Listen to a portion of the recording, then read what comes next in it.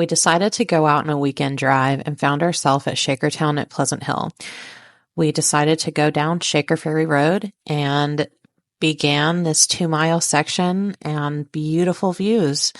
This road began around 1826. It was owned by the Shakers. It was cut from stone cliff by star drills and sledgehammers and was not completed until 1861. You can see the evidence of drill holes still visible in the limestone and shale. It was frequently used by heavy Civil War equipment that caused severe damage to the road, but the Shakers kept the repairs up and kept it preserved.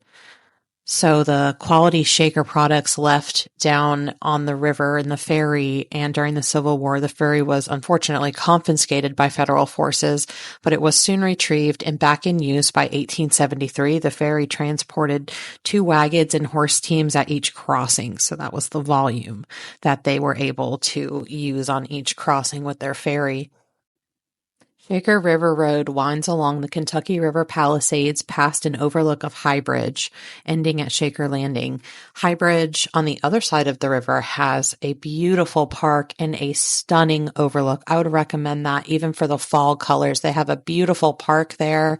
It really is a special place. But Shaker Landing was very, very beautiful. There was actually a lot of campers there today. You can probably see it at the end of the video, but an 1866 timber frame stable greets you at the landing. It's the only surviving Shaker structure remaining along the river. It was restored this past year from the Tallgrass Farm Foundation. It was a really cool job. I saw it. It's beautiful. They were actually having a wedding there. It was really, really pretty. So there's also a riverboat there that you can rent out. I was just super cool to see that. But anyways, so this beautiful waterfall that we saw is literally right off of the parking lot. So I would say that it is accessible by wheelchair and stroller. It was a very, very, very short trail. I don't even think on all trails or any maps you can see that it's there, but it was stunning. And I would definitely check this out if you're out that way.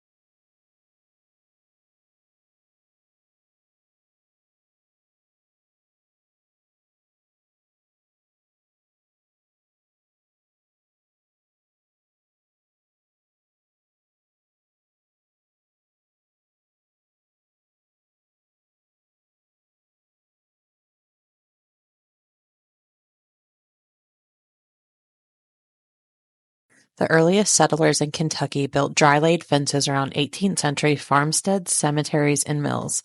Fence building increased dramatically during the 19th century so that by the 1880s, rock fences lined most of the roads, pastures, and farmyards throughout the bluegrass. Farmers also built or commissioned rock fences in New England, the Nashville Basin, and the Texas Hill Country, but the bluegrass may have the most extensive collection of quarried rock fences in North America. I would recommend to check out the book by Carolyn Murray Woolley.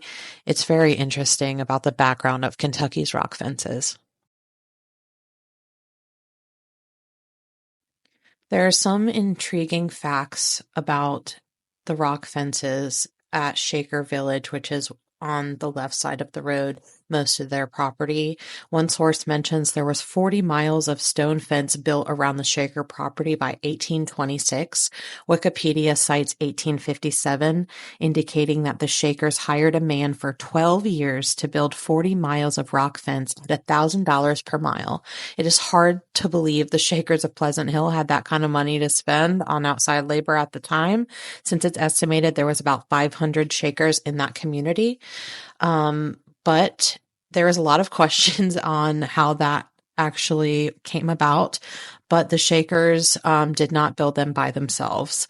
So yeah, there's some really interesting history there about that. And when you're driving past these roads and you're seeing the stone, it is so intricately laid. It's just a really harsh reminder of the history of the people that were out there laying that stone, regardless of who they were. It was still a very hard job, and admiring that it's still standing. Shaker Village is home to a remarkable story. The Pleasant Hill Shakers are recognized for their iconic architecture, skilled craftsmanship, and profound spirituality. During a 105-year span, the Pleasant Hill Shakers constructed more than 260 structures on their property. Today, there are 34 surviving buildings, mostly located along the mile-long gravel turnpike.